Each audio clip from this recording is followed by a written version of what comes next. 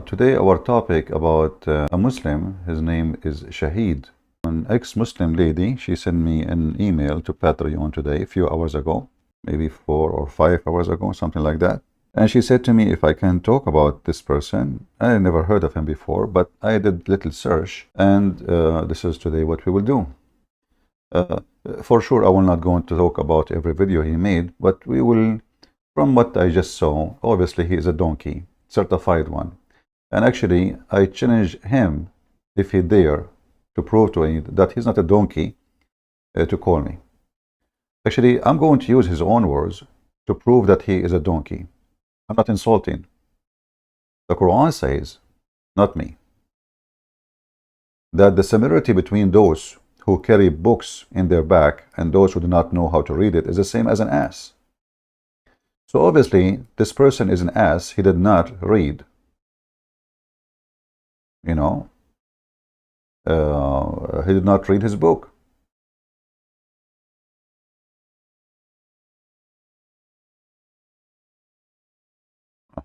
Are typing in English.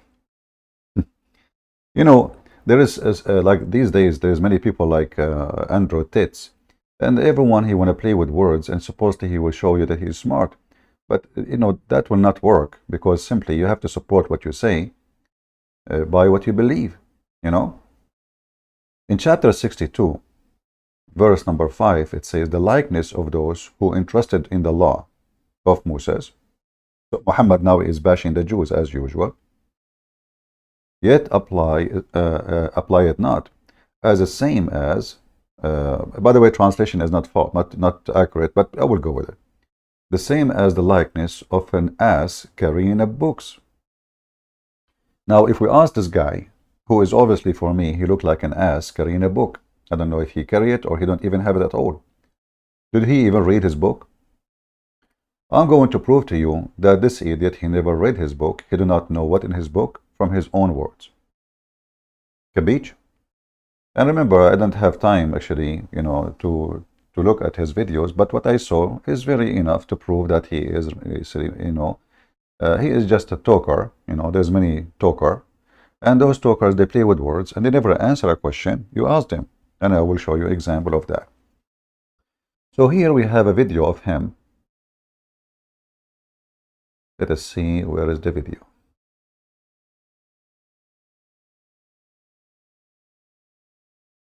And if you don't mind, invite your friends. Obviously, many of you don't appreciate what we do. They are coming here just for entertainment and ha ha ha.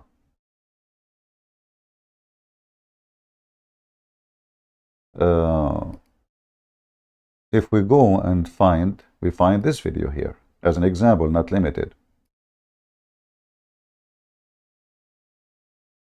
The video title is Shahid Bolsen on Judeo-Christian value. Judeo-Christian value. So this gentleman now, he will show you how funny is the Christian value and how he can answer that. Just wait.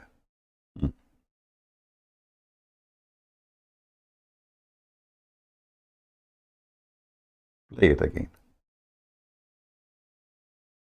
Judeo-Christian values is an oxymoron. I mean, it would be like if you called the NAACP and the KKK sister organizations. Look, Hitler didn't come from Baghdad. The Nazis weren't an anomaly in Western Christian European history. The Holocaust was a crescendo of anti-Jewish hatred that had been building in waves in Europe for centuries. Christians like to use the term Judeo-Christian because it obscures the vicious, relentless, long history that they have of anti-Jewish hatred. And Jews like to use the term because they're well aware of that history and they don't want to see it repeated. So it's an oxymoron, and everyone. Okay, so the one who teach hate against the Jews, and he is a Nazi and he is a fascist, he is an oxymoron. But we know that Jesus in the cross, he says, forgive them, Father, they do not know what they are doing. So when you say you idiot, you speak about Christian Judeo values. Anyone who teach hatred is not practicing the teaching of Christ. Same time, if we go and do a little search, will take you not even a minute to find that the biggest brigade who do commit the Holocaust, or the Holocaust, whatever they call it, was Muslims. Muslims in the army of Hitler from Albania and Bosnia and Turkey and Arabia. They were in the front line to capture the Jews and to slaughter them. But when the Mohammedan, they want to talk about what happened to the Jews, suddenly the Mohammedan, they are the one who love the Jews. And soon we will go and see the oxymoron Muhammad who slaughtered every single Jew in Arabia. Is this your book? Let us show you. Hold on, give me a second, please. So what those people do, I noticed this guy, he dodged the question and he throw it back at you, you know. But he will not acknowledge that if he is against Nazi and fascism, that Islam is nothing but a fascist Nazi cult. Believe that the Muslims are supremacist to anyone else.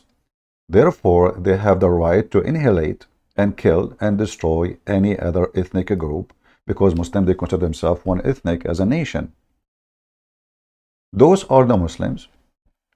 And the Imams, like Al-Imam Al-Husayni, he was the one in charge of, let us say, recruiting as many Muslims as Hitler he need.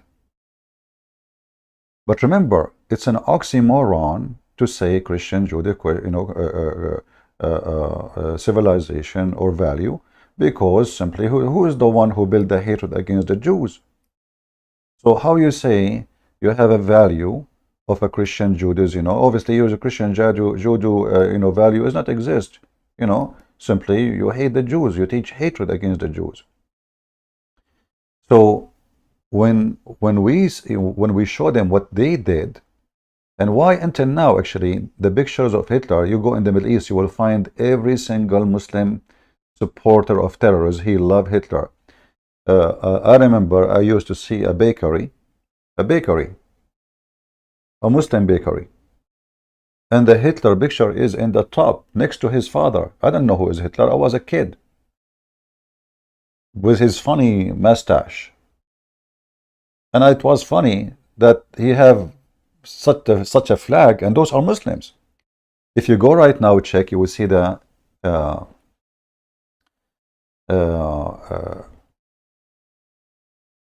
book. It's called Kifahi. Is printed only in the Middle East, sold legally in the Middle East, promoted in every Middle Eastern school. Read Kifahi. The organization of Hamas, the organization of Fatah, all of them, they give you a copy of Kifahi, which is the book of Hitler, for free. So if this is what make people oxymoron, let us check the oxymoron Muhammad. Shall we? This is your prophet teaching nothing but hatred against the Jews. And remember, the one who spread Nazist and fascist is an oxymoron. So we go to the Quran.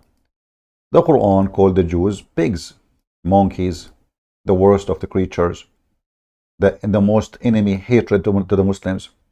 I will type the word Adawa only, which means enmity. See, I did not even type the word Jews. Adawa. What does this have to do with the Jews? Right away you will see. Enmity means Jews. Immediately. So you are talking about the Western in Europe, they are teaching enmity to the Jews, when all your religion is based on enmity to the Jews, the Christians, the Hindus, the Buddhists. Anyone is the Muslim is an enemy of Allah, we have to kill him. It says here, as an example, look at the culture of Muhammad, the oxymoron Muhammad, claiming that his God, he promote hatred between the Christians until the day of judgment. Now this guy, he is saying that an oxymoron only is the one who will believe that the Judeo-Christian value is good. Why? Because they are teaching hate against the Jews. But this is the God of Islam teaching here specifically hatred against the Christians. Why? Because they refuse to follow Muhammad. As simple as that. In fact, the stupid Christians, I say, at that time, they gave Muhammad refugee. In fact, the stupid Jews at that time, I have to say, they gave Muhammad refugee. Muhammad, he seek refugee twice in his life. once to Ethiopia, and the Christian king, the stupid donkey Christian king, he welcomed him. And second time, he went to Yathrib, which is a city occupied by the Jews, built by the Jews, and those stupid Jews, they welcome him, and later he killed them all. So this is what happened when you invite a terrorist to your town. First, he kick your, kiss your shoes to take a visa. He kissed your ass to have papers. He crossed the sea to live there. And after you give him papers and etc., now he have rights. And now he starts spitting at you. Free food, free school, free etc. And you kuffar, this dirty, disgusting. Now let us go and see what the Quran says about the Jews. The Quran says the same about the Jews. The Jews says that Allah, He says that the Jews are the enemy of Islam until the day of judgment. And He spread hatred between them until that day. Chapter 5, verse number 64. But remember, the one who is an oxymoron is the one who spread hatred against the Jews. Here, not only they spread hatred against the Jews, Allah, He is saying He will spread hatred between the Jews. And for sure, Muslims have to hate the Jews and the Christians. In the same chapter, verse number 51, it says, take not Christians and Jews as friends. Do you see it? So the oxymoron is the one who teach fascism. What does that mean? That means Muslims can be friends to each other only. Why? Because they are the best nation in the world. Other nations are dirty, filthy scumbags. If we go in the hadith, which is nothing but the poo-poo of Muhammad, peace be upon him, he said that the Muslim, they should bring anyone who is not a Muslim, like a dog, and put a chain around his neck. Why? Because Muslims are the best nation on the world. But remember, fascism and Nazism is an oxymoron. But isn't it this is what fascism believe? You are the best of people ever raised up for the benefit, between two brackets. You should look at this, for the benefit of mankind. I mean, can you beat that? See, the Muslims, they have a benefit for us. We continue. You are the best of the people ever raised up for the benefit of mankind. So Muslims, they are superior.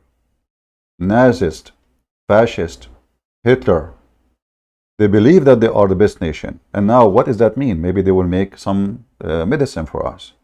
Maybe they will give a charity. This is how it means to be the benefit of for mankind. No.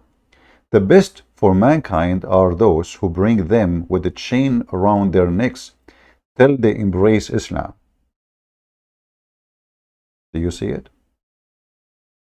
And the purpose is noble. Is to save you to go to heaven. That's all. So this idiot, he is talking about how bad the Western culture, and he is the most evil, disgusting creature following the most disgusting hatred, Nazist, fascist, Mussolini, Prophet Muhammad. This filthy, he forgot that when Hitler was killing Jews, the one who fought Hitler was the Christians. Not a single Muslim fought Hitler. In fact, it is the opposite, as we showed you in the pictures.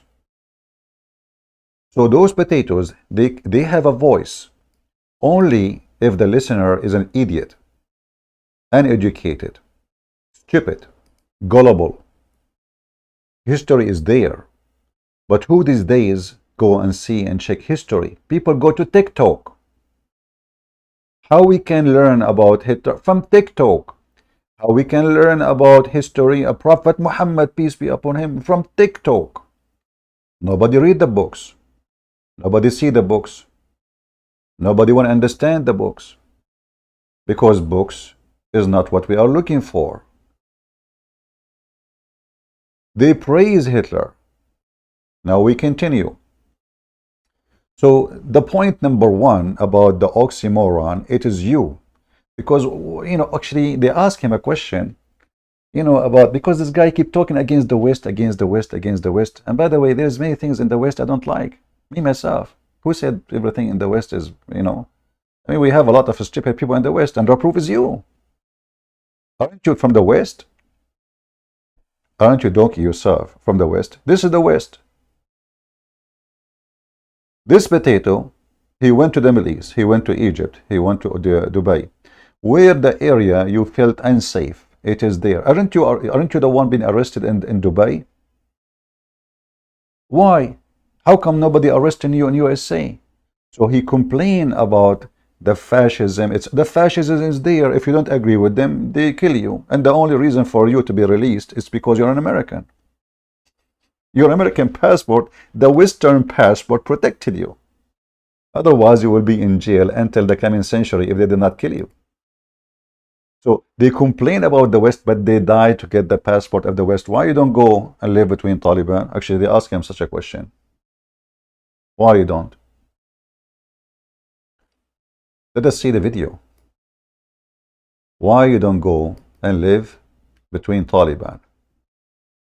Maybe he have an answer. I guess he does. Let us see.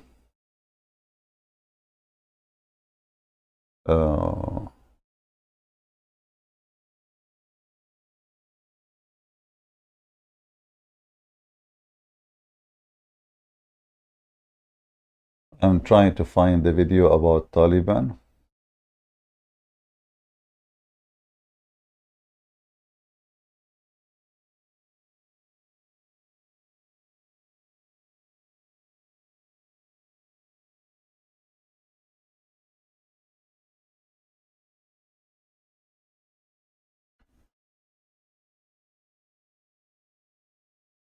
Give me a second.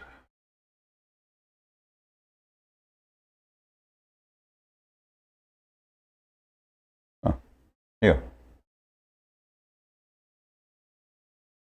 The catastrophe that Here they ask him about Taliban. Why you don't go and live under Taliban? So, you know, this guy, he have an answer for this. Very easy, simple. Let us see the answer. The answer is impressive.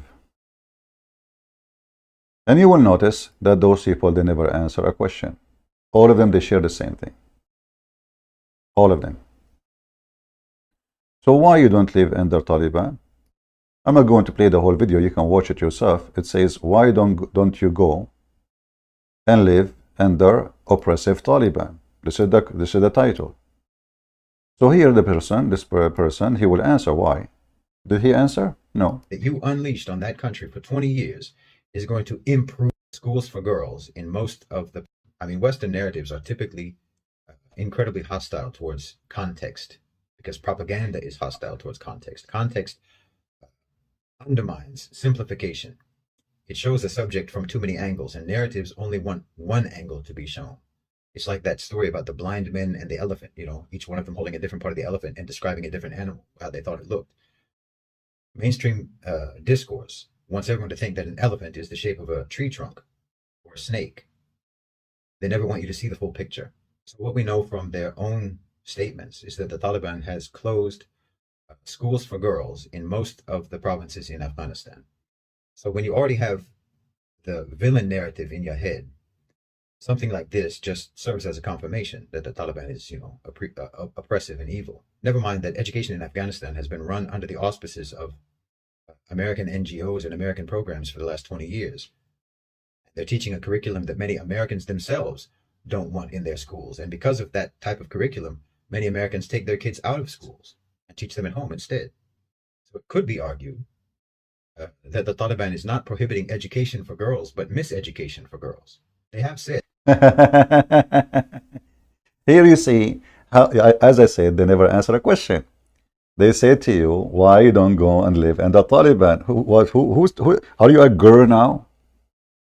Did they ask you to solve the problem of education in Afghanistan? They ask you, why you don't go and live under Taliban? He dodged the question. He threw it under the table because the one is doing the interview, obviously taking his side.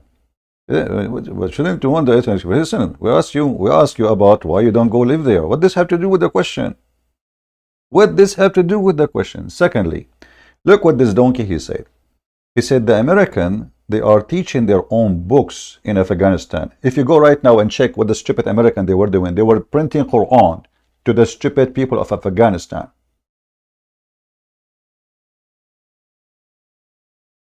They have mosque in the school. The teacher are Afghani. The minister of education is from Afghanistan. And this donkey, he is saying that, okay, well, they forbid the school, this is what they say to you for girls, but they don't tell you that the reason is, they were teaching the American books. Okay, who is holding you to have your books? He said, maybe now they are preparing to print new books. We will see. That once they get the curriculum cleaned up, schools will open up again. Ah, see? But this donkey, he forgot that it's forbidden for Taliban children to go to school if they are girls. This is long before American went there. Same time, Abdul, aren't you a Muslim and you have Sharia law and your education is ready? I thought you are an ancient civilization. What do you mean we need to prepare the books? What about bringing the books of Pakistan? Aren't they in Pakistan teaching the moral of Islam in Pakistan? Huh? Do you see how they dodge the question and how they run away from the embarrassment? Now, if you are a stupid person who don't see reality is that this is a very filthy society where women treated like dogs. Aisha, she said, teach them how to make clothing and jail them in their rooms. And what? And jail them in their rooms. But nobody can jail Aisha, by the way. Aisha, she was a whore. She used to decorate women to do prostitution for fun. So they bring her young youth to sleep with them. Now, we mention prostitution. So let us go to the second point. This guy, he mentioned prostitution too. Let me find the video. I mean, what a story. I don't know, the one who mentioned your name to me, it's not your lucky day. What an idiot. Let us see. Where is the video about prostitution? Maybe this one. Let us see. To one degree or another, responsible for the coup in the first place. Let us see. No, they're not this one. Hold on. This one have belly dancing of him.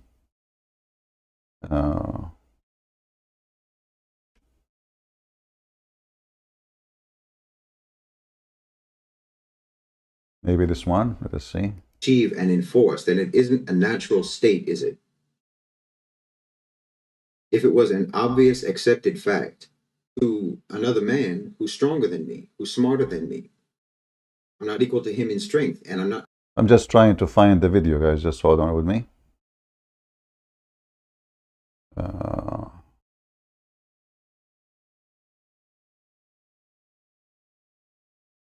Where is the video?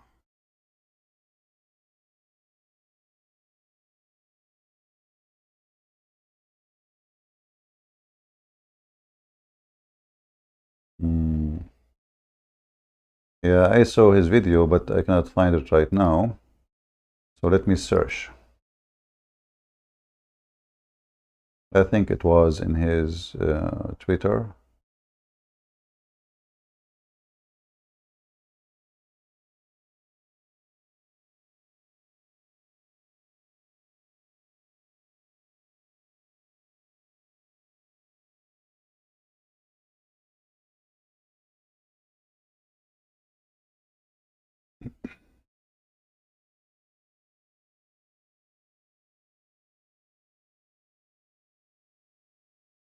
All right.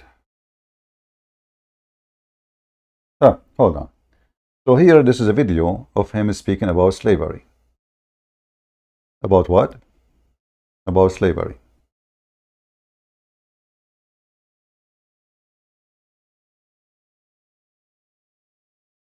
One of the first things many Western think of as a proof of their moral credibility is the abolition of slavery, and Muslims feel awkward and blameworthy on this issue.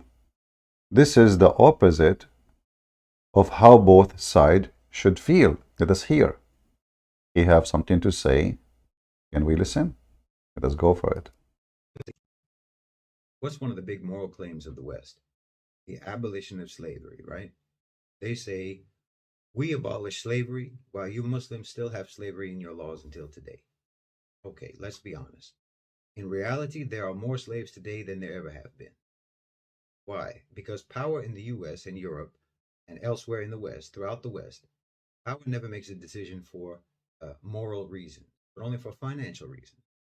Now, those financial reasons may coincide with moral reasons, but that's accidental. And that's the case with slavery. When the moral reasons coincide with the financial reasons, then that just gives you a moral rationale for what is actually a strictly financial decision. Make it look like you're altruistic, but nothing could be further from the truth. The Emancipation Proclamation took place during the Civil War, not before it. It didn't cause the Civil War. It was just an economic weapon by the North against the South during the war. That wasn't a morally driven decision, but it allowed them to package their cause as a moral one. And they've been packaging it like that ever since. Because the truth of the matter is, you didn't abolish slavery, you deregulated it. You know, some historians estimate that up to as much as 90% of the profits that were generated from slave labor ended up being spent on the slaves themselves, on some plantations. Not all of them, but some. You see, Depending on their food, their shelter, you their notice here that the question is, the topic is slavery. Until now he is saying what? Oh, you did not free slaves. Oh, you did not do this. You did not do this. Well, you see here the stupidity is beyond imagination. So if you want to say that the capitalism is making people a slave, well, always there is somebody rich and somebody poor, and the poor work for the rich. Slavery is something different. Slavery is you being forced to work for somebody. You cannot even choose the job. You cannot even quit. You are born as a slave. Your mother is a slave. She gave birth to you. You are a slave too. So they dodged the question, and now he is saying, let us blame the West. So that based on what you said, you yourself, you are a slave. Because there is super powerful capitalists. They are forcing you to say what you are saying, and maybe you are working for them. Isn't it everybody is a slave today? So either we have a freedom of speech, which means we are not slave of anyone, because I cannot speak against my master. Are you speaking against the master now? So they run away from the question, and they never answer you for what you are looking for.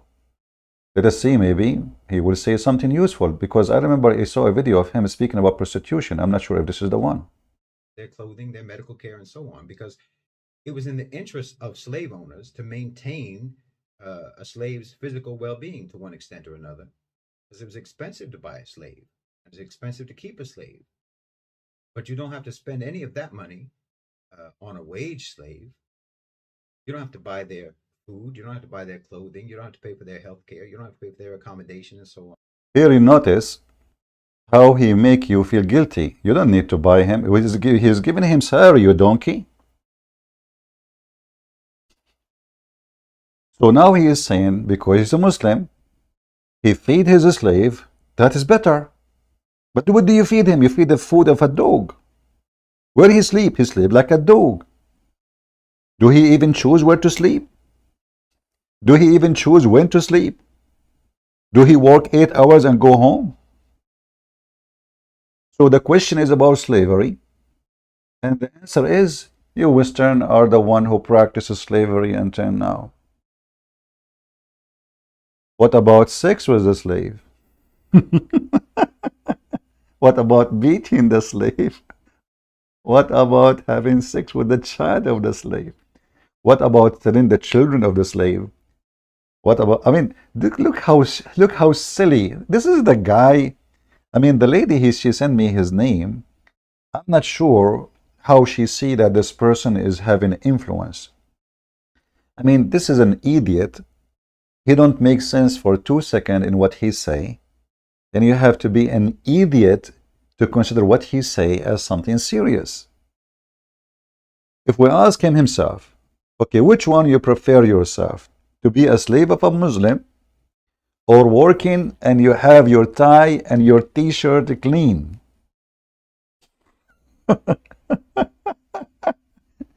You must be a slave of the West too, because you live in the West. And as I know, you are born there too, right? So they have full control of you. Man, we have no life. In the same time, if we go to Mauritania, if we go to Niger, if we go to all Islamic, until now they have slaves in Saudi Arabia, slaves in Emirat, 6 slaves, not only slaves to be owned. So the question will never be answered. It's just a speech after a speech. Let me forward a little bit, because he will keep plugging the same It thing. was a genius move. And then, of course, you went around the world on your so-called moral crusade to abolish or to deregulate slavery everywhere, as if anyone in the world had been as savage as you in the practice of slavery. Well, let us talk about savage as you. I challenge this Abdul to call me, if he dare, to see how Muhammad he treated his slaves. Shall we? Actually, you know what? Let me see. There is a video. I need to find it. I will search again. Hold on.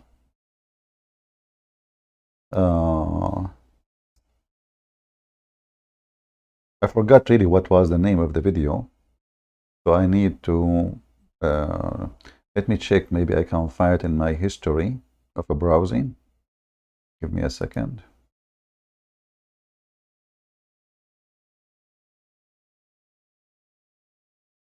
See, without chat is better. People leave, even better. You know, I don't want them. They are coming here for chat. We want people who they are serious to stay. Chit chat people are not welcome. I don't want them. I don't care for them. Let us see history. History. All right, history.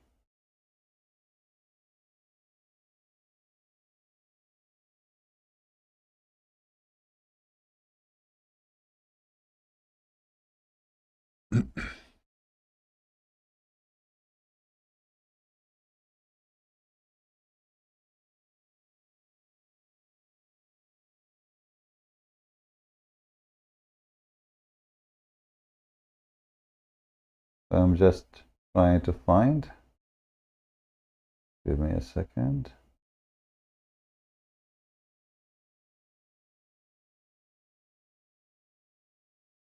Yeah, the history doesn't show me an individual link.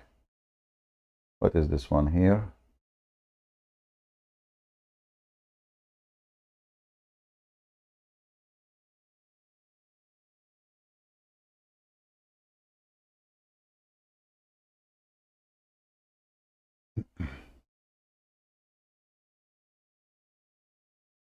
Supremacist, of course. And there's nothing wrong with that. There's not a thing wrong with that. You're a Western supremacist. You believe in the supremacy of your values. You believe in the supremacy of your belief system. Let me see. I'm just trying to find which video is the one. Give me a minute, guys. Which one? The one is speaking of this topic.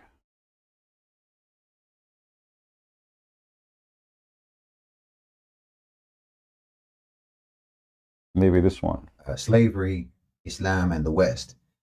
The West actually had just deregulated. All right. I think maybe this is the one. So let us take this one away. And we go to this one. So listen carefully. Mr. Booze is going to explain to you what nobody can explain to you. And this is why he is a Muslim. Let me be sure that the video is coming clear. All right. Give me a second.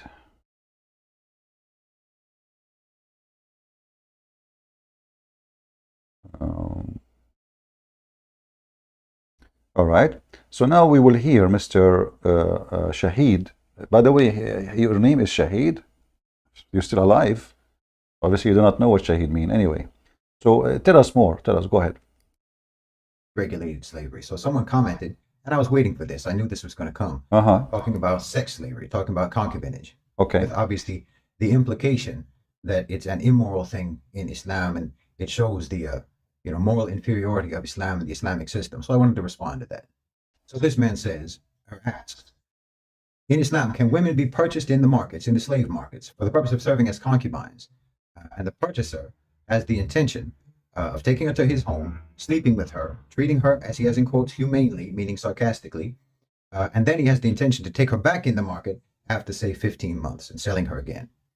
See, this is the type of comment that is absolutely perfect for illustrating the extent to which Westerners actually think that their concealment of reality, that their hypocrisy, that that's supposed to actually be somehow convincing to the rest of the world. The fact of the matter is that they can actually be in the gutter and claim the moral high ground. And they think that we're supposed to just believe them. And the tragic thing, because without this, it wouldn't be tragic, it would just be evil. But the tragic part about this is that there are actually many of them, many people in the West, who have such a devastating degree of cognitive dissonance that they themselves genuinely believe that the gutter is the moral high ground. That's how propagandized they are. That's how indoctrinated they are. The West created virtual reality goggles for their society long before they ever had the technology to do it. They just did it with propaganda. For anyone in the West to take a holier-than-thou position or attitude or tone with regards to the legality of concubinage in Islam is like someone who's covered head to toe in filth, expressing disgust at someone who doesn't use hand sanitizer. I'm telling you, you can only think that we are ugly because you've never looked in the mirror. So look at yourself. Look at your societies. You have legal prostitution across Europe. So you think that what? 15 months of concubinage is immoral, but 15 minutes of sex for money is moral. Well, I mean, you legalized it, so you must think it's fine. 15 months as a concubine, or a year, or 3 years, or a lifetime as a concubine, with one man, with legislated rights and protections, with legislated privileges, versus 5, 10, 15, 20 different men a day with no rights. The extent to which Westerners actually think that their concealment of reality, that their hypocrisy, that that's supposed to actually be somehow convincing to the rest of the world. The fact of the matter is that they can actually be in the gutter and claim the moral high ground. And they think that we're supposed to just believe them.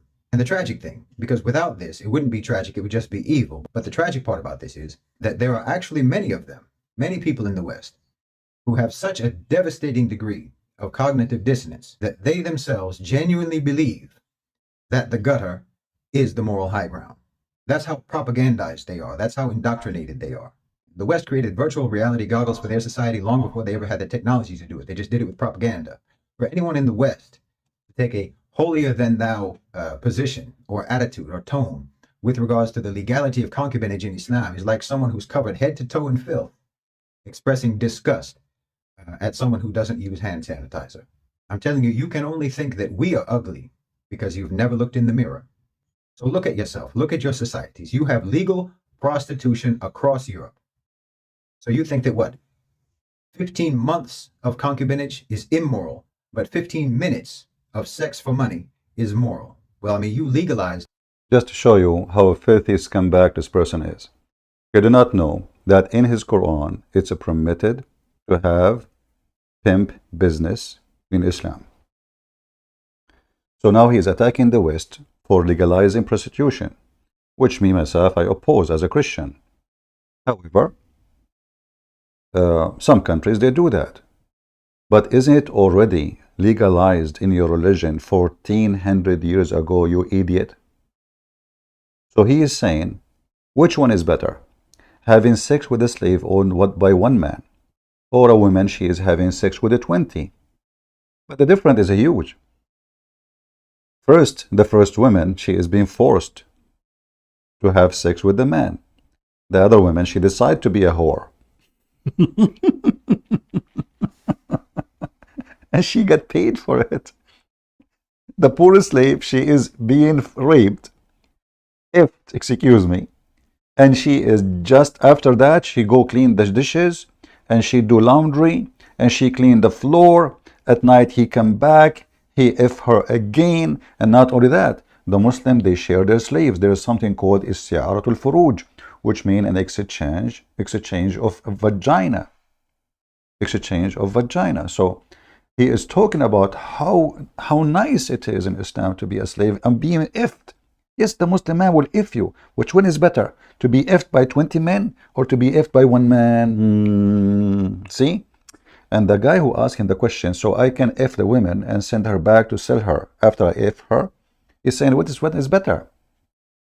If we go in the Quran, just to show you why we laugh at Islam and Muslims together, we will find this.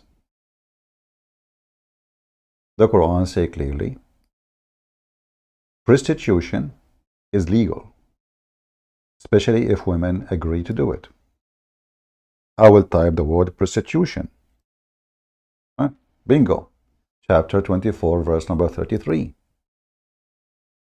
Force not your girls to do prostitution if they choose a chastity, and if you force them, as Allah is all merciful. And this is telling you that this person, obviously, he is just interested in attention and political talk, but he never know his religion. Because if he knew his religion, he will never speak against prostitution and legalizing prostitution, because it's legalized in the Quran. If, listen carefully, I'm not making things up, it's in front of you. Those are slaves.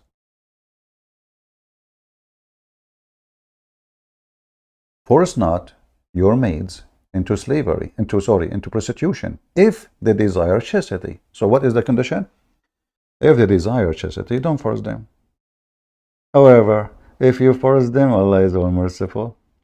And this is a story about a guy, his name is Ibn Salul. He have his slaves, he asked her to go sleep with men, and she get paid. Muhammad did not dare to say to him, stop. And he did not dare to make prostitution forbidden. Muhammad, he have to come with a solution, because the wives, they start complaining. The husbands, they go sleep with those slaves, and their money is gone. So Muhammad, he have to come with a solution. As usual, Jibreel is ready in the shelf. Hey, Jibreel, give me a solution. Muhammad, okay, you don't dare to fight with Ibn Salul, who is a very powerful person between the people, they follow you. You cannot even offend him. So I will give you a solution. Here we go. Allah gave me a verse, says, force not your maid for prostitution if they choose chastity. So if they choose a chastity, it's okay. If they don't, force them not. And if you force them, Allah is all merciful. So Muhammad, he did not do any solution, because he is a hypocrite man. Instead, he legalized prostitution, and now any Muslim, he have a slave, he can make her do work for him by opening her legs. And you will notice not a single law in Islam says, if you force your slave into prostitution, you will be punished. Never. In fact, we can open the book of Musnad Malik, and you will see there's a book about slavery, the whole book, about how to touch her vagina, how to touch her legs, what is the consequence of a man, he want to buy a woman by touching her belly or her stomach. Shall he buy it because he spoiled the product, or he should not buy it? Go and read. So this idiot, he is speaking about which one is better, instead of saying both are ugly. You know what I mean?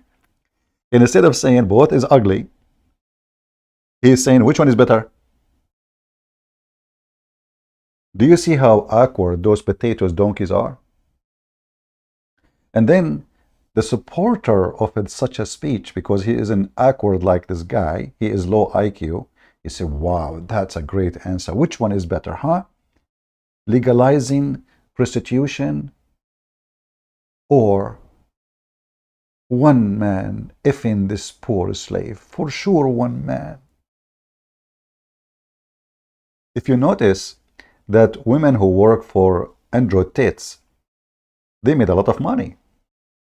A lot of money. He got rich too. But women who work for a Muslim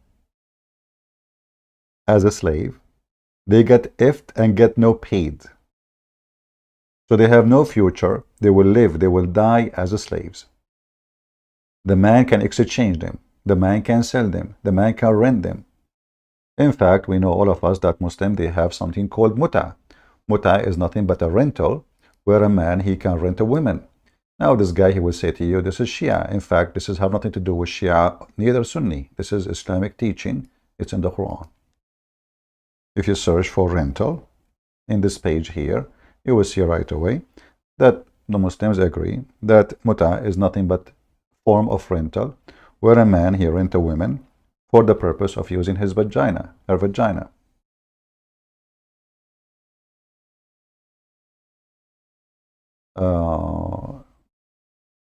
This is the story of Harut and Marut. Hold on. Harut and Marut.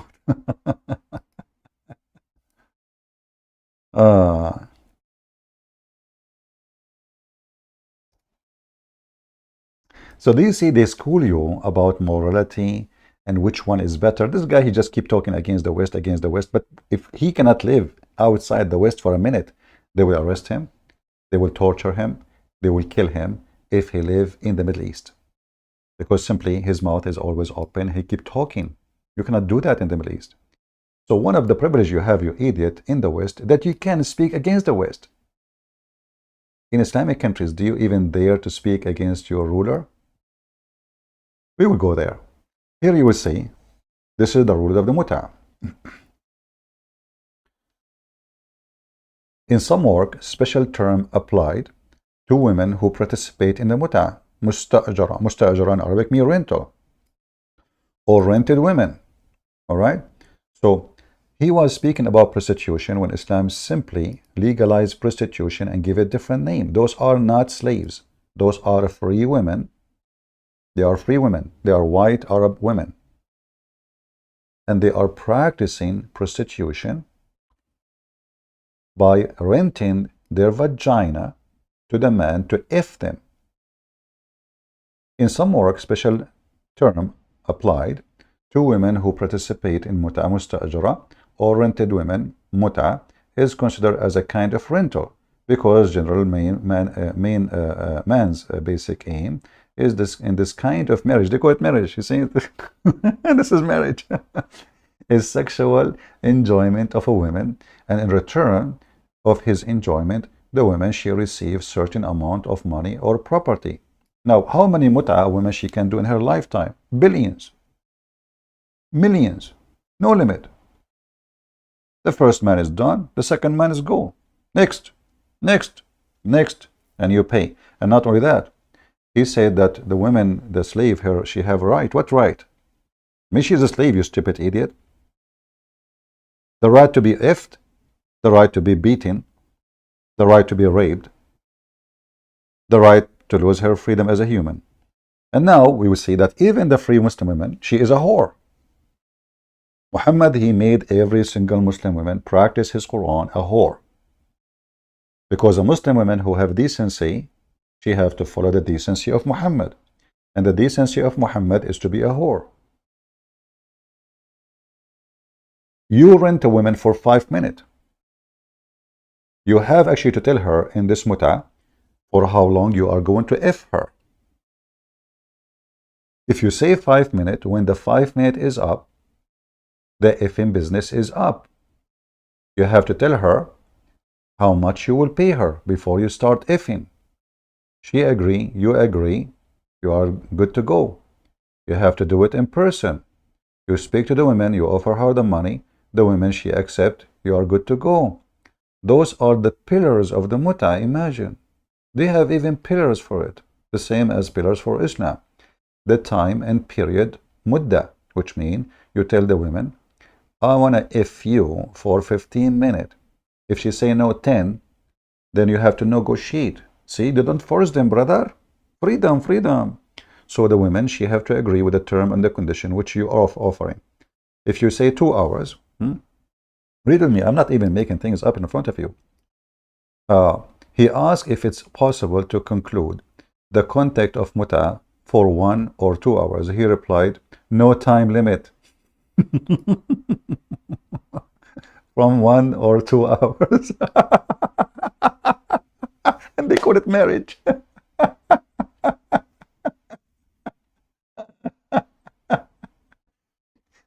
So you see the hypocrisy. He's attacking the West.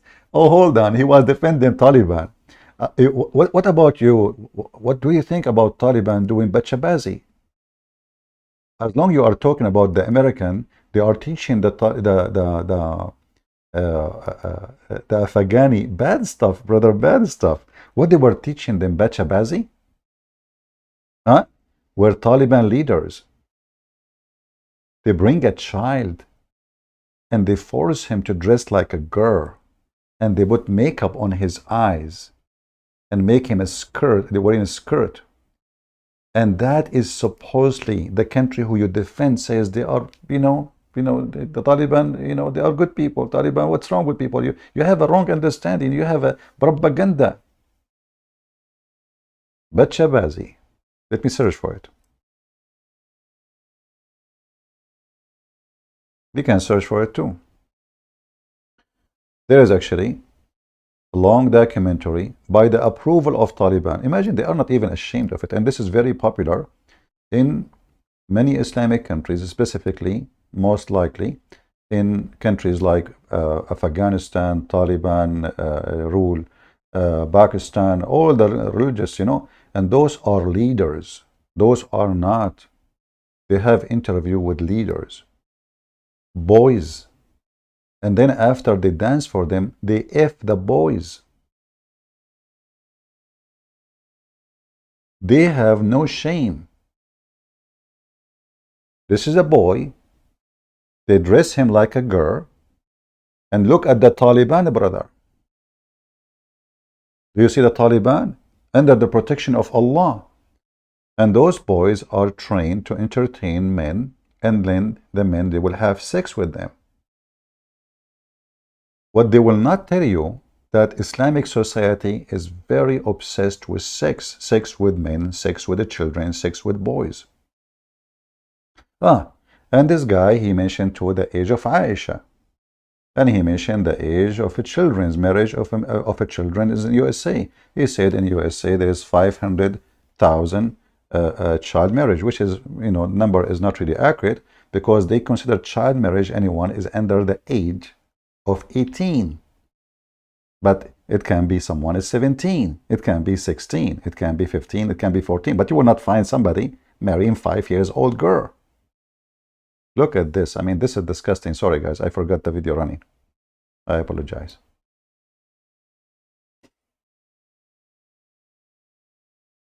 I was looking for the video of him speaking about Aisha age.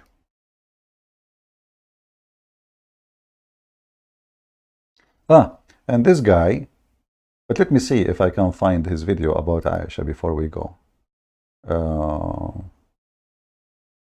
I mean, what I will say, I mean, there is endless stories about this person. This person is a joke.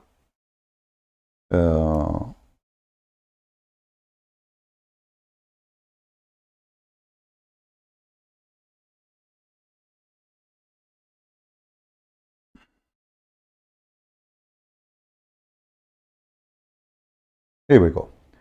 The marriage of Aisha. Marriage, because you still have child marriage throughout the Western world, the same as everywhere else. I mean, child marriage is legal in almost half of the states in America. In some states, you need parental consent, and in some states, there's not even a minimum age. It's the same in Europe. So you don't want adults and minors to fornicate with each other, but it's okay if they marry each other. That's your position. I mean, there's been about 500,000 marriages between adults and minors in the United States. You see, what he don't tell you, that when they say minor marriages, they are not talking about someone is 5 years old.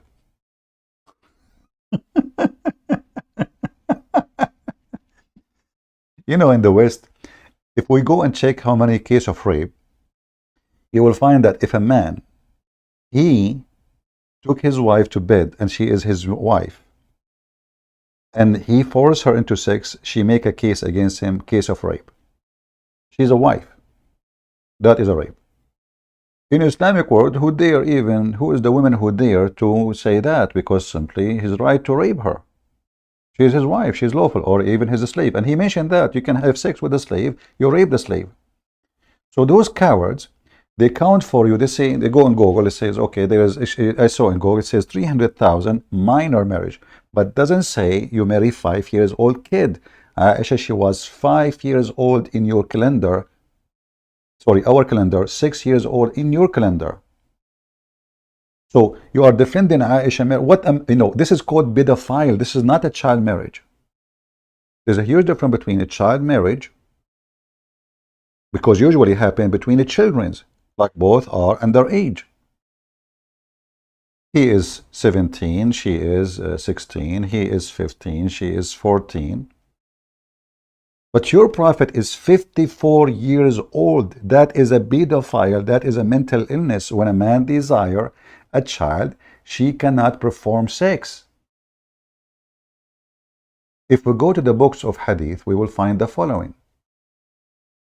You're a prophet, not to mention Bachabazi, as you see. You see how decent they are? They are against child marriage. They are effing boys. They are effing boys legally in Afghanistan, brother. If we go and we check, we will find the following.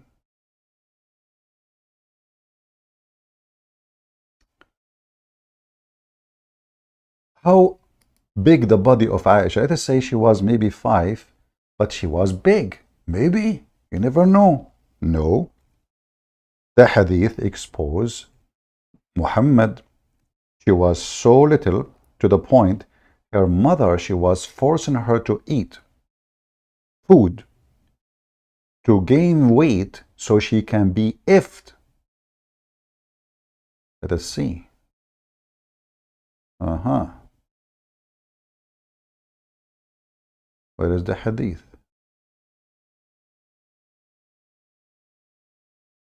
Here we go. And this is Sahih. What they will say to you, Da'if, brother, is Da'if, and this is Da'if. It is Sahih. Here we go. It's in front of you. Sahih. All right?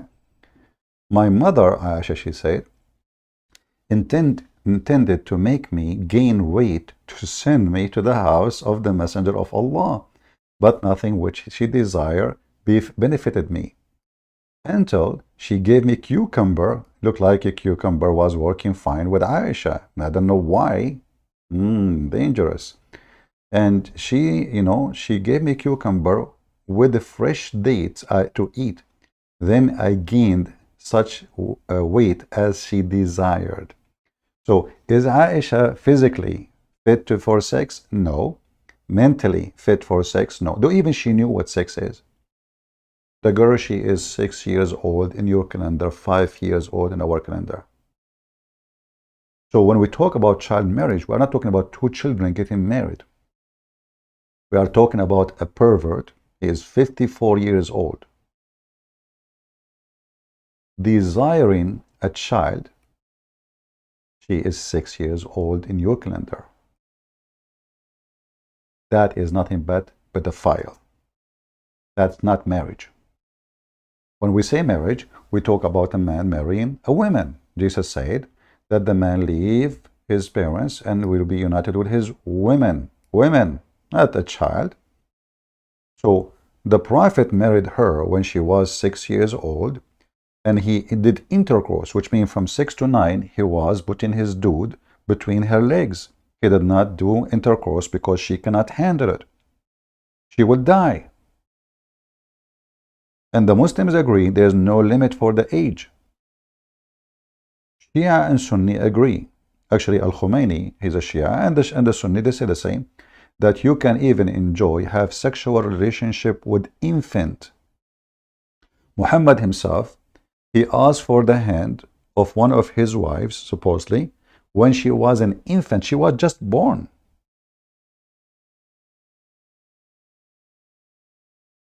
So they try to cover up what is a shame by saying, oh, you are doing that. And let us say, for the sake of argument, there's a filthy people doing that.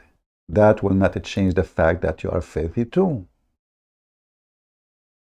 Is it a valid argument to say that because you are a homo, I can be a homo?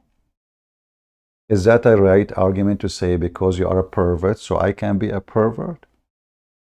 Is that the right argument to say because you beat your wife, I beat my wife? The Quran legalized beating women, raping boys. In fact, I can show you a reference that you can have sex with your daughter. Not to forget that Muhammad himself, he took his own son's wife, and how he took it.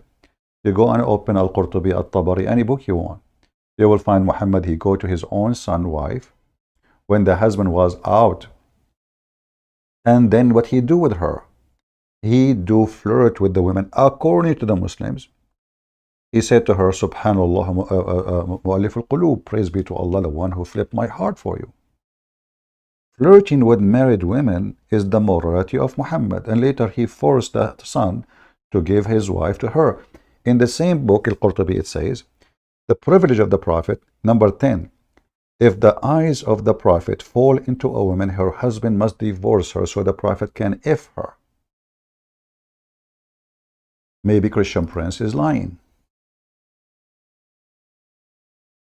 Christian Prince, do you have a proof?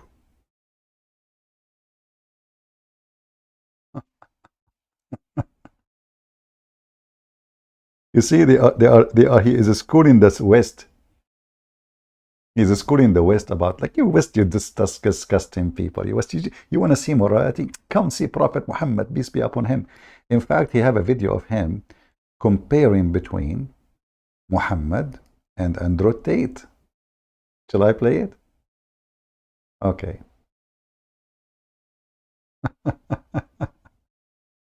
Here, this is the official government website of the Kingdom of Jordan.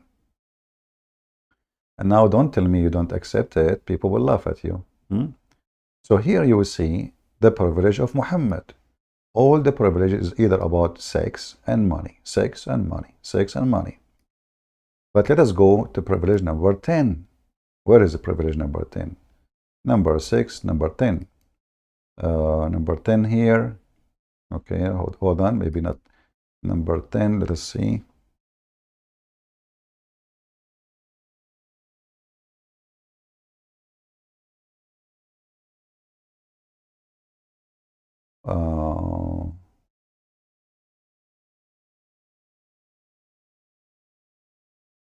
Here we go.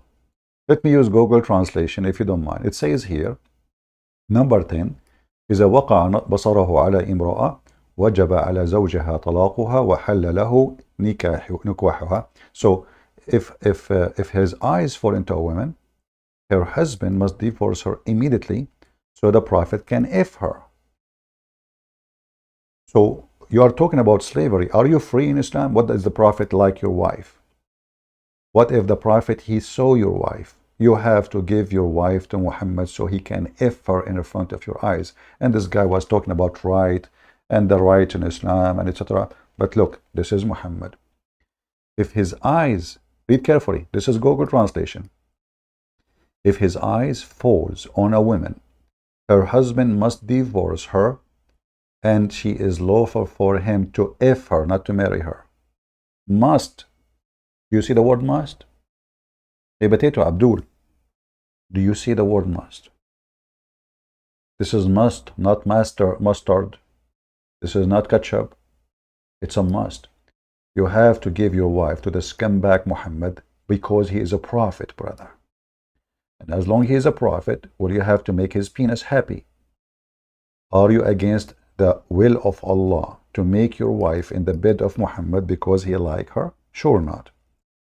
Is that the Western civilization teaching that is Joe Biden, he saw your wife, you have to divorce her so he can F her? So he's complaining about the Western civilization when he is a scumbag following a scumbag. His name is Muhammad. And then this guy, he have some, videos about, one video about Andrew Tate. Give me a second.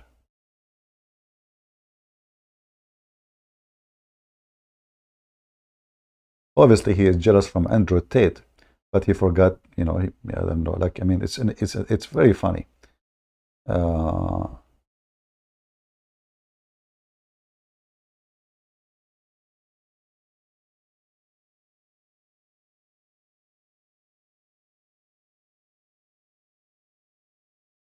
All right.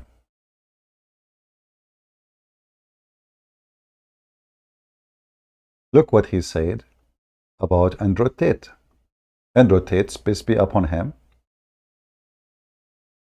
he is upsetting this guy.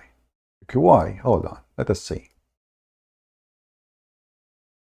Room or the car that they're in is filling up with water. That scene is in so many movies. Well, that's the predicament that Andrew Tate's fans are in right now with every successive leak of evidence from the Romanian prosecutor's office. They have attached themselves to this guy, and it's going to be hard to pry themselves loose to avoid drowning in the reality that they've been had. Tate used the so-called lover boy method to lure women to Romania under the pretense of starting a serious relationship with them or even marrying them, only to then trap them into doing webcam porn for him in a strange country with no passports, no contacts, using threats, violence, and psychological abuse to keep them compliant. And he's basically used that same lover boy strategy. But remember, he is the one who said, which one is better? Slave? He said the slave is better. Those women, nobody touched them. They are web cameras. They are hookers, yes, but they are web camera. Nobody touched them. Nobody effed them. Nobody even have any sexual contact with them. It's just a camera, internet. Except him for sure, maybe his brother too. But look what this is saying. He's saying Andrew Tate is very bad because why? Because he controlled their mind. But isn't it your prophet is the one who says to you what to do? And you control your mind? In different video he said, people can find it, about the credibility of the West. You trust a politician to make a law for you because you don't know how to think, because you do not know how to decide. You want somebody to decide for you. But isn't it, this is you, Muslim, what you do? Isn't it you follow what Muhammad say, even how to clean your ass? So Andrew Tate is a very filthy man, we have to agree. But isn't it what your prophet and the Quran allowed them to do? To do mut'ah? To hire women, to force women into prostitution?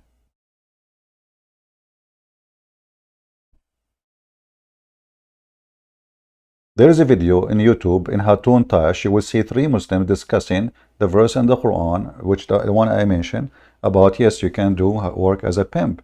It's legal. Now speaking of the lover boy method, if we ask this guy, why Muhammad he have all those women? He was a lover boy. They will say to you, Muhammad he marry women so he can establish himself as a prophet. But this is the whole idea. Andrew Tate, he want to get a benefit from those women.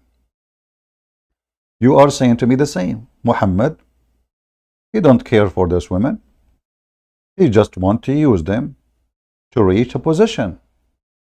Isn't it this is the lover boy method? Using women for a target have nothing to do with having a family? Does it make a difference really if he married them or not? He can divorce them second day. So Andrew Tate Muhammad, he married Aisha because she is daughter of Abu Bakr. He married the daughter of Umar. He married the daughter of everybody is important. All the men around him who they are important, he married their daughters. Why? So he can strengthen himself by the strong men of Quraysh. So now he is their son-in-law. So Muhammad is doing the lover boy politics. If your daughter, she is my wife, I promise you later you will become a caliphate. And this is exactly what happened. Abu Bakr became a caliphate. Umar became a caliphate. Uthman became a caliphate, etc. So he their daughters. He is the son of law. He got their full support now. And now he is the prophet. It doesn't matter what he do, we support you. Because if we don't support you, we don't support our daughter. So Andrew Tate, he do practice abusing women, using women for his agenda. Muhammad, he do the same. It's exactly the same. I don't want to keep you longer because obviously you guys are bored. So I have to finish here. Otherwise, this guy is just an idiot. You know, he's not worth really my time.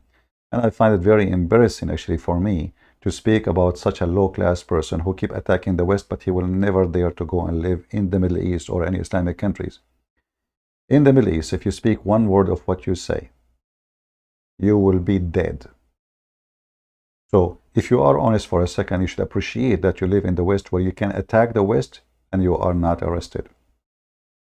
Muhammad, he made it clear that if a man, he attack his ruler by insulting him or speaking against him, the ruler, even if he is unjust, you have the right to whip your back.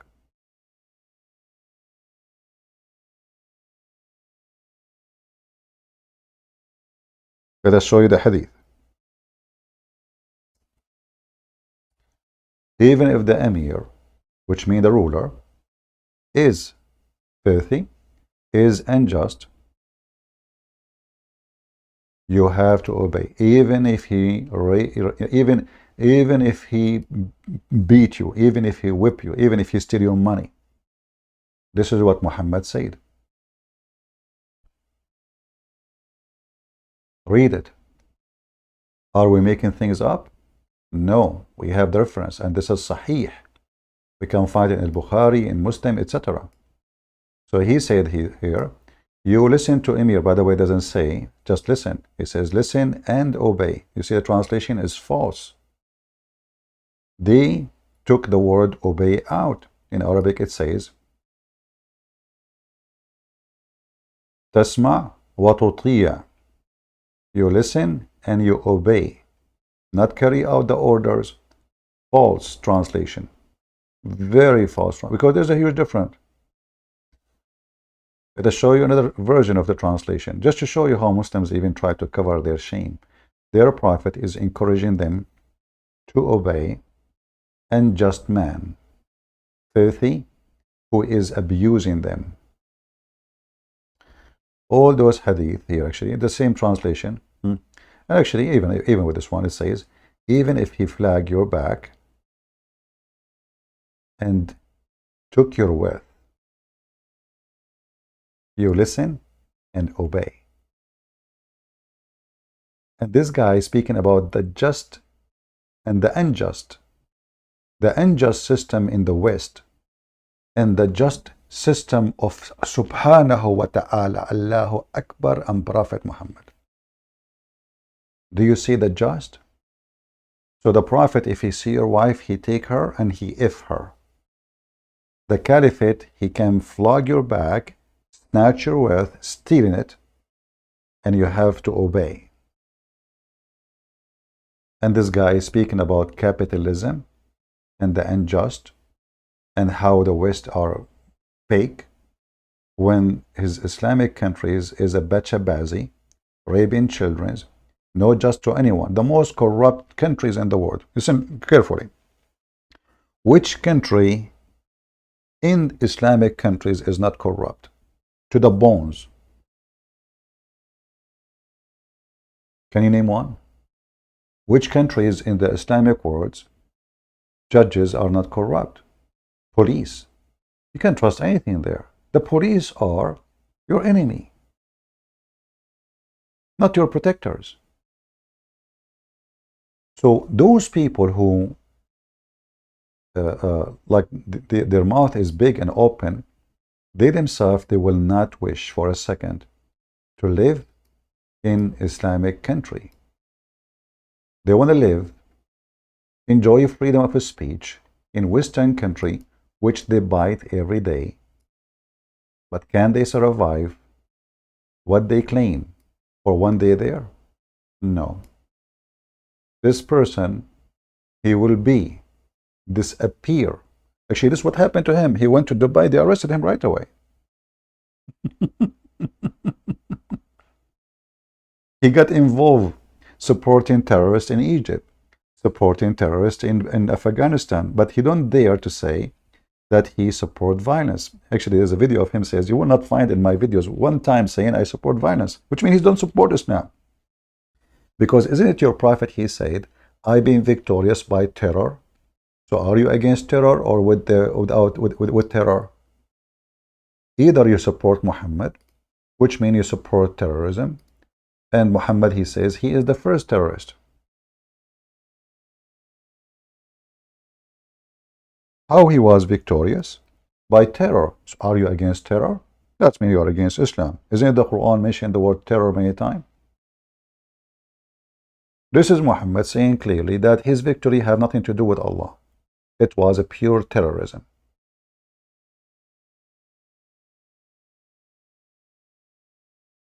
I have been helped by terror. When ISIS and Al-Qaeda and Muslim Brotherhood and every scumbag in the world quote terrorism act, they are quoting Muhammad. You will not see them quoting James Bond. They are quoting Prophet. Allah said so. Allah said so. So those people are not worthy really to listen to. But again, if you are a low IQ person who have no education, you are gullible for anyone to fool you and fool you. And the world is full of those people. So people who they are uneducated, stupid, they will see this guy is smart. Oh, okay, he's talking right. Look, we have a slavery. I work in Walmart. They pay me $8. Who's forcing you? Don't work in own Walmart. Go. You think in Islamic countries, there's people don't work for Walmart? We just showed you that the Emir can snatch even your money without just. And you can't even complain. You can't even go to court. He's the court.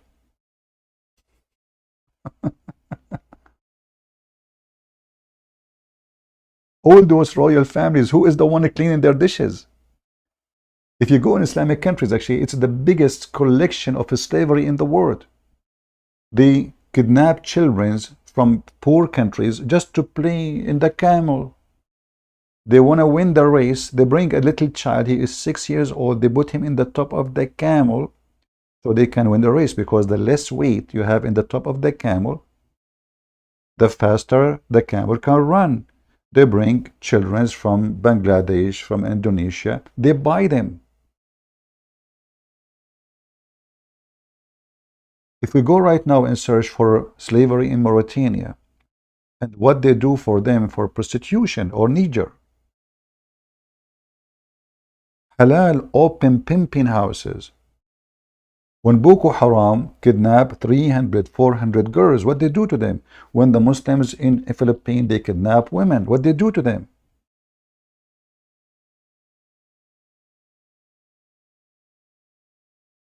So when this person compare between the West and the Muslims world, we have to say that the trash of the West is better than your prophet.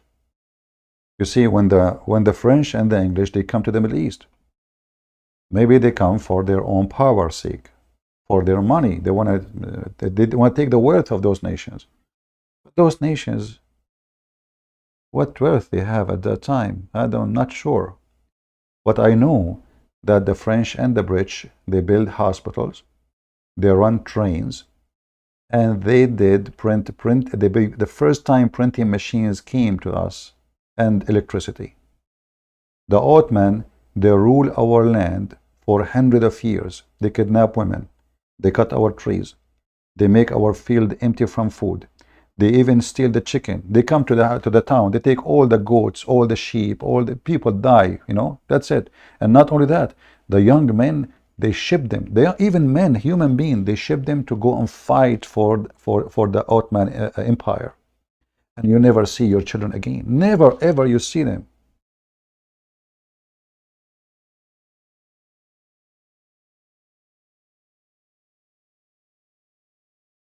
So when they speak about occupation, always occupation is bad.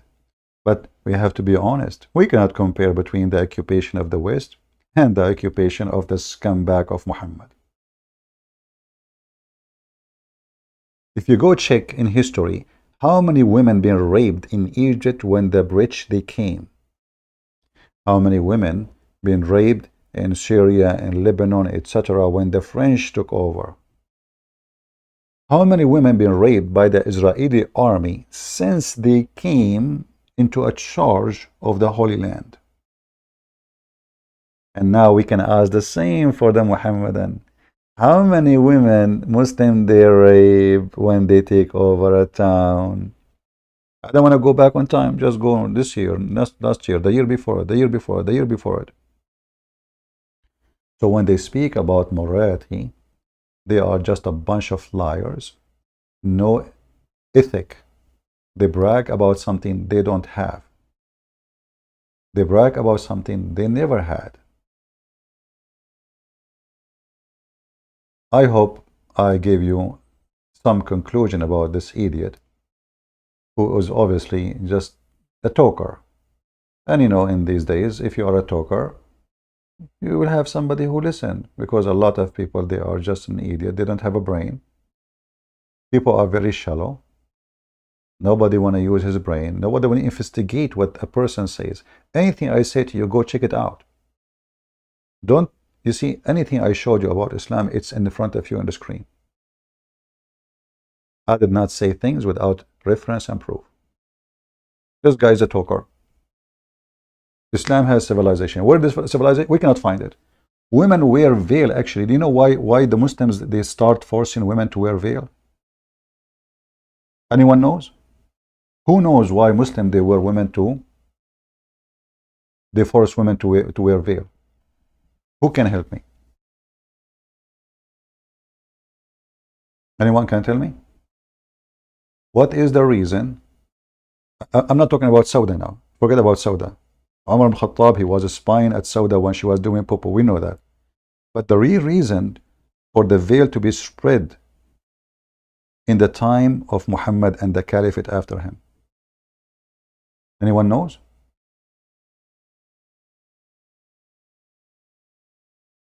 The real reason is that when you see a woman wearing a veil, you don't rape her. She is a free woman. So free women only are allowed to wear a veil.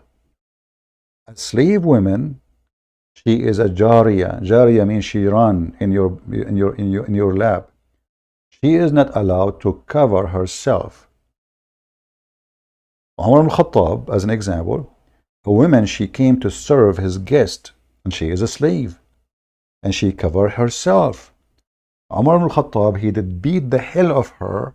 He said to her, are you trying to act like a free woman? So when women, they go in the street, if they are wearing a veil, that means she is a free Muslim woman. A woman, she is not wearing a veil, that means she is okay to F. That's all. And Umar make it clear that any slave woman, she decide to cover herself, should be punished.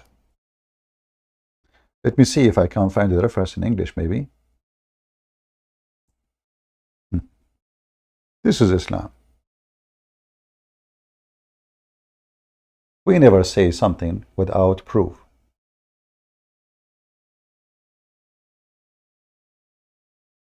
Never.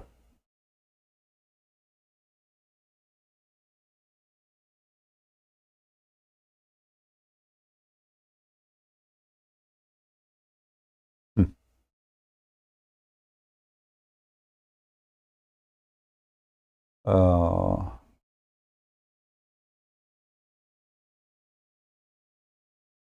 I have the hadith in front of me, but I will see if I can find it in English.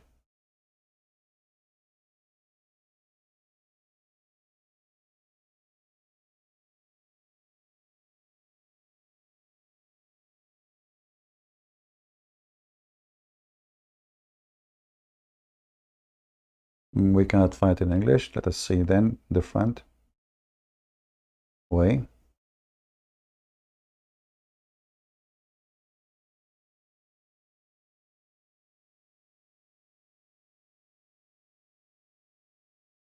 All right.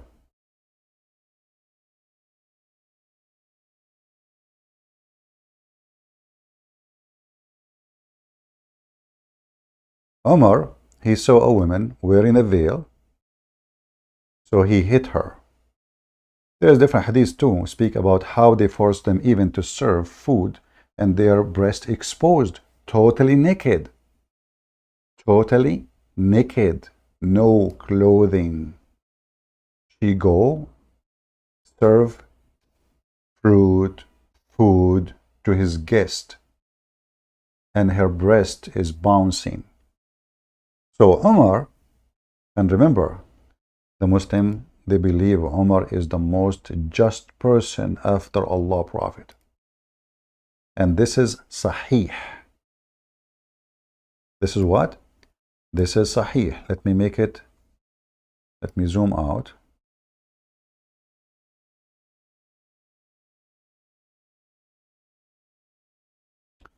When he was speaking about slaves, they have right. They don't even have the right to cover their hair or their body. They don't. Even such a thing, a woman, she tried to be decent. She have no right. Omar saw a female slave of ours who was wearing hijab or veil. So he hit her and said, don't imitate free women. Do you see it? Let me give you the link. Who is interested to see the link? To save the link? Maybe you are not.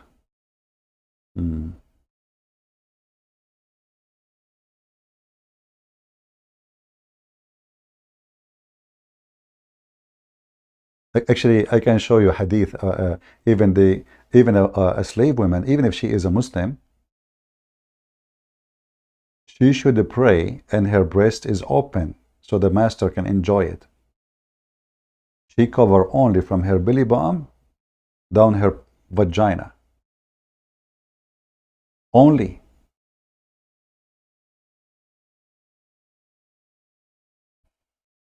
Let me shorten this link so I can post it for you.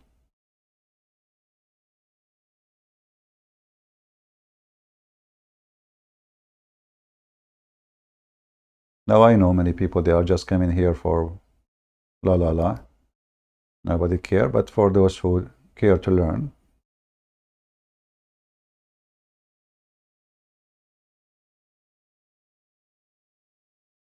All right. Let me know if the link works, please. And again, open the link with Google Translation so you can get ability to translate if you are using a computer. If the phone, usually the phone, if you are using Android, right away it's open with Google browser. So what do you think, people? Even covering herself, she have no right. We beat her because simply the veil was to protect the Muslim women who is free from being raped. A Muslim man, he see a woman in the street wearing no veil, that means she is available and she is okay to rape her. She is not a protected species. The link here, by the way, it shows you many hadith about the same story. You see all of those.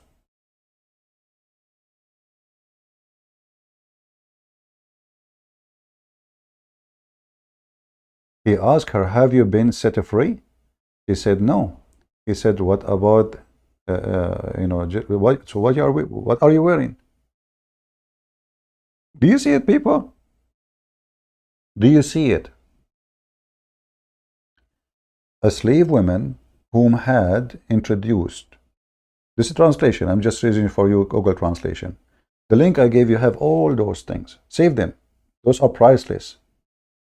So he's asking her, why in the world you are wearing cover? Are you free now? Did they free you? She said, no. What are you doing? This is only for free women. Only. Free women of believers.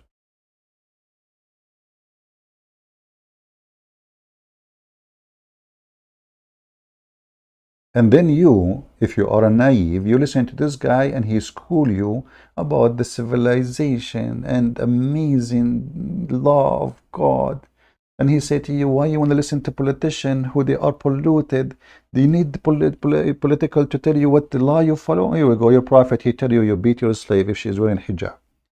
Your prophet tell you even how to wipe your ass, how to shake your penis. If you eat with the right hand, brother, Allah bless you. If you eat with the left hand, shaitan eat with you. If your wife, without saying a prayer, shaitan roamed himself around your penis. So why you are saying to them you should not follow and listen to politician, but you follow for a man? Obviously, he's obviously mentally ill.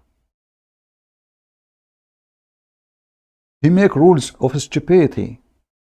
The sun set in murky water, the man have a sperm coming from his backbone. If he have orgasm first, the baby will look like you. If you wanna F your wife, you wanna have boys, spank her 7 times and shout you Ali. If you wear yellow shoes, Allah will make your penis strong. If you wear black shoe, I mean Shia and Sunni both, they have the same garbage.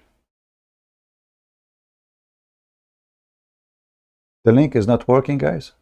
Did the link work or not?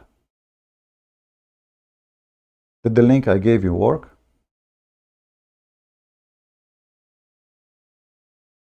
Is the link I gave you working, please? If not, I will use different website to shorten it. It's working. Okay.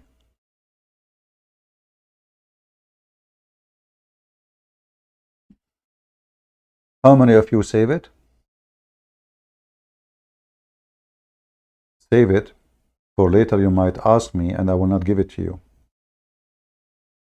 I get really upset when people, they were here, they say to me, where, the link, you mentioned in the live stream, so you were here and I post the link and then you ask me later, so do you think I'm your servant?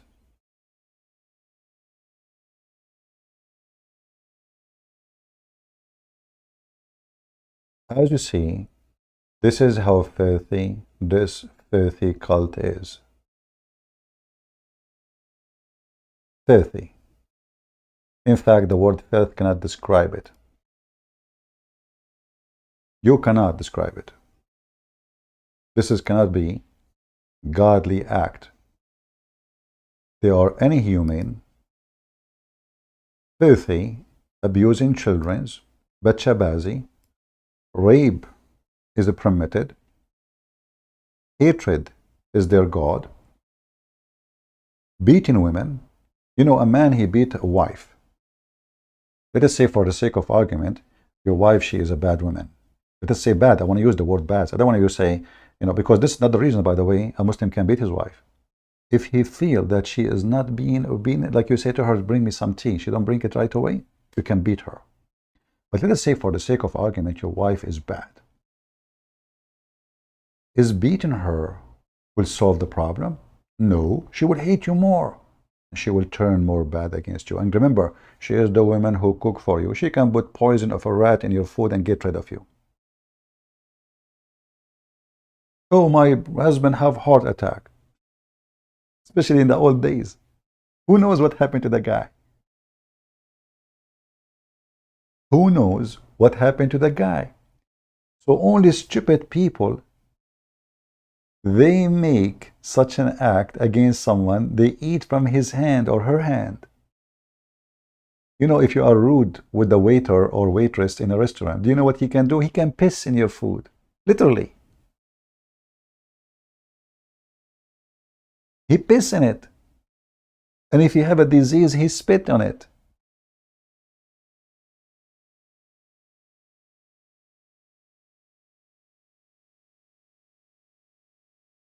So beating your wife, the mother of your children, does not fix the problem. She will cheat on you. She will bring you shame.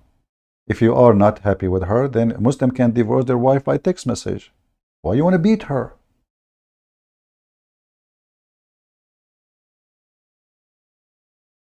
Islam is oxymoron religion, if we can call it even religion, only is a certification for someone decide to be a donkey.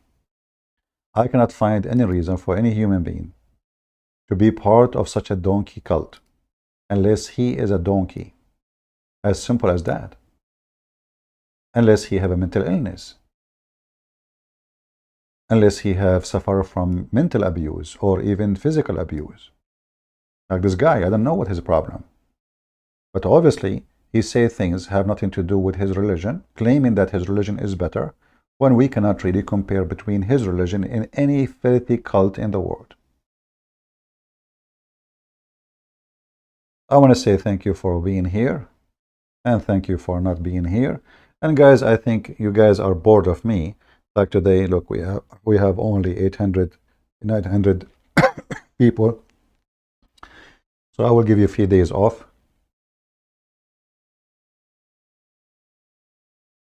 Maybe next time I come here, I will find people waiting.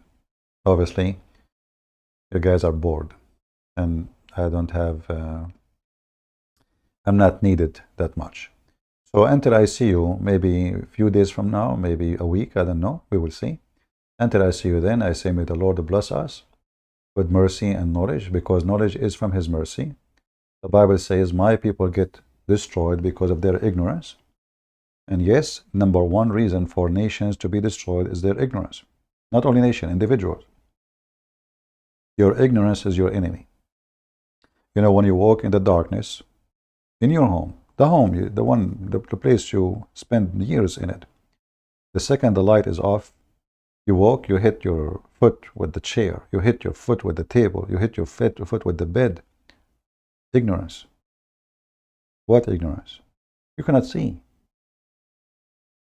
You are ignorant about what is surrounding you, just because you lost little light. So imagine you are walking in this earth, and you are walking totally in darkness, and then such a scumbag like this is the one who will teach you good manner.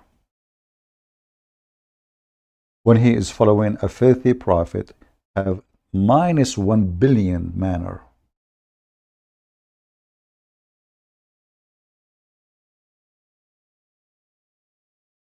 Respect have to be earned, not to be forced. And by the way, he mentioned that one of the good things about Islam, that Muslims, they protect each other in jail. My friend, I find that this is very funny, because Muslims in the Middle East, they are a bunch of cowards and they don't protect each other. Don't you know that? When real enemy come to them, they are the first one to run. The Muslim, by the way, they brag about we are aggressive. They are falsely aggressive. Go and see. Go and see. Go and see Hezbollah in Lebanon.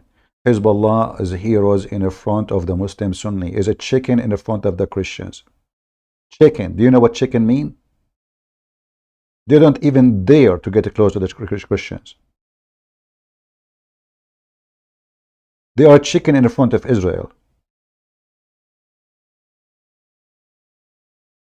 Saddam Hussein is a hero to attack Kuwait. He is a chicken in the front of the American. So they are heroes only if they notice that you are outnumbered, alone, and weak. The second they see you strong, they are literally chicken. And they are for rent, for hire. Like in the hero of Chechnya. This guy is just a dog. Putin, he took his land. The army of the Russian destroyed their cities. They brought a puppy. They made him a president. And now this guy, he goes, he says, Alhamdulillah, Bismillah, la hawla wa la quwwata illa. So supposedly he's a Muslim. But the Quran says clearly, take not Christian Jews as a friends or protectors. This is the Muslims. Who is the one who killed the caliphate? Muslims. Who is the one betrayed them? Muslims. Who is the one who took the hair of the beard of Uthman one by one, torturing him? Muslims. Who is the one who refused to bury Uthman between Muslims in graveyard? Muslims. Who is the one who took him from the grave, threw him in the street? Muslims. Who is the one cut his head? Muslims. Who is the one who killed Ali? Muslims. Who is the one who killed Hussein, Hassan? Muslims. Who is the one killed this and that? Muslims. Who is the one who cooked men and ate them to sleep with the women? The hero of Muslims, Ibn al-Walid. So this is Islam, betrayal religion. A Muslim don't trust a Muslim. If you go in the Middle East, the Lord is my witness. When I was in school, I go to visit a Muslim, like in my age, I'm a teenage. So I go to his house. His girls, his daughter, sorry, his sisters and his mother, they don't hide. And Muslims, when they sit at home, they wear almost nothing. I mean, I'm shy even to look at them. But the second another student, another boy from our classroom, he come and he look at the door, and he's a Muslim, all the girls, they hide. And then they make tea for us, and they bring to the door, and they knock at the door, and he go and he pick up the tray, and the girls have to hide because there's a Muslim inside. But when I am there, the girls, they sit with me. I talk to them. The mother, she bring me a sandwich. They are being very nice to me because I'm a Christian. A Muslim never trust a Muslim. Never. Ever. They trust only Christians. It's a fact. A Muslim, he want to live in a nice area, he go and buy apartment between Christians. He don't trust his kids to go out in the street between Muslims. He trusts his kids to be between Christians. A Muslim want to have a good education for his children. He don't send them to Muslim schools. He send them to Christian schools. If you don't believe me, go check it out with the Middle Eastern. Go check it out and see the truth, my friend. This is how it is. And this guy, do he like to live between Muslims? I challenge him to do so. I challenge him. Go and move to Michigan where there is majority Muslims areas. Let us see if you can live there for a day. And then you will see the fighting and the craziness and the madness and the gossip. And everybody is watching everybody. It's a hell. It's not America. What about the West? The West have bad and have good. You know, we have to be honest. You know, if anyone don't like the West, if you are truthful, then you should not live in it. Is that correct? I came from the Middle East. If the West is bad, then why I'm here?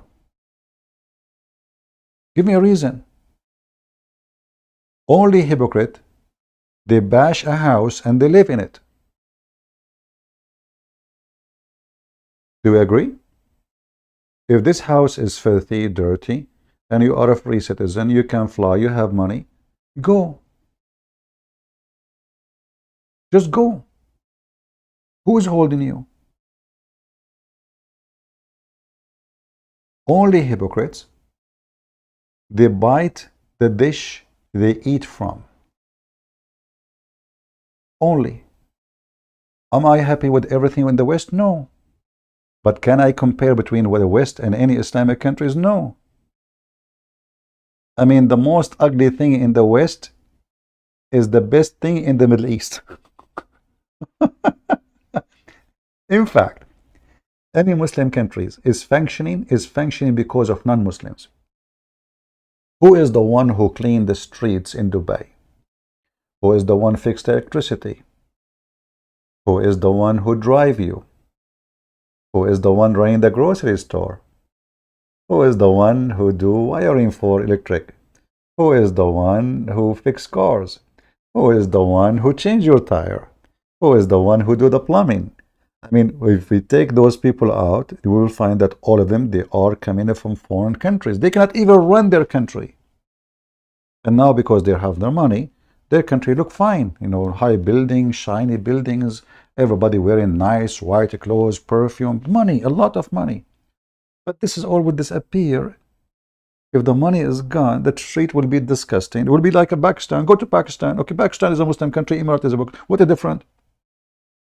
The difference is, in Pakistan, they cannot afford it to bring foreigners to clean the street. In Dubai, they can. If you leave the country and tell the people of Dubai to clean the street will be dirty. Not a single person from Dubai or from the Emirat will work as a garbage guy. They are so proud of themselves. Those Arab, brother, they think they are gods. So if you take those people from the Middle East, you know, you will find that they are bankrupt. They are hungry. They can't even make a sandwich. Who is the one who will be taking me from the airport? A Filipino. Okay, you cannot even drive? No.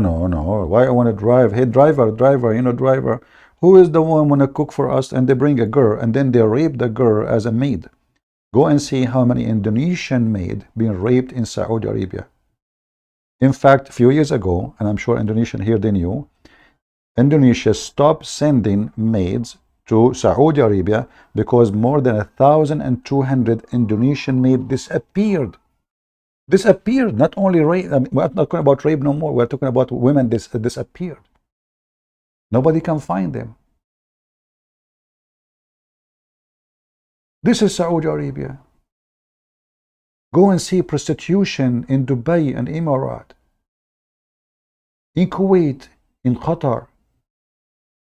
in Bahrain, in Niger, in Egypt. In Egypt, a woman, she can't even go in the bus.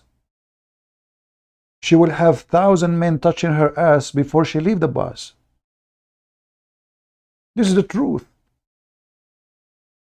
And you know, before I go, actually, as long we are talking about morality and ethic and etc., you know, beside Bachabazi in Pakistan, I mean, maybe in the Arab countries, especially in the Gulf, is better.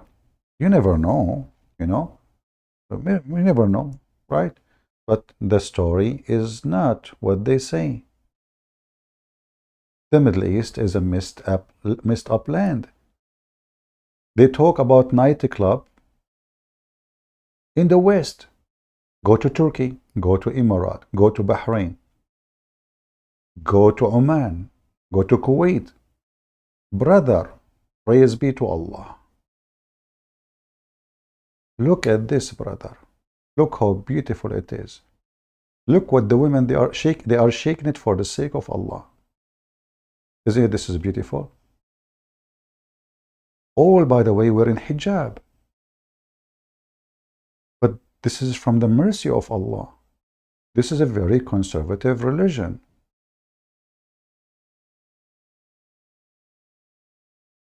Look at this. How beautiful. You know, I don't know how I can describe it for you, but it's so beautiful. You know, women shaking their ass in a very sexual way. I mean, I don't know what to show you, but there are some videos actually they will not be allowed to be seen. Just give me a second.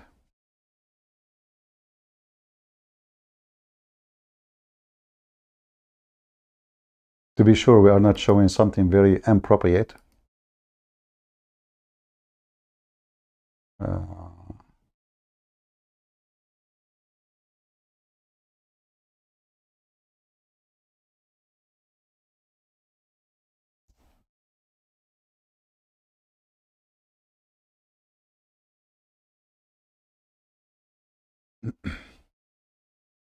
All right, those they look fine. I mean, literally, little bit fine.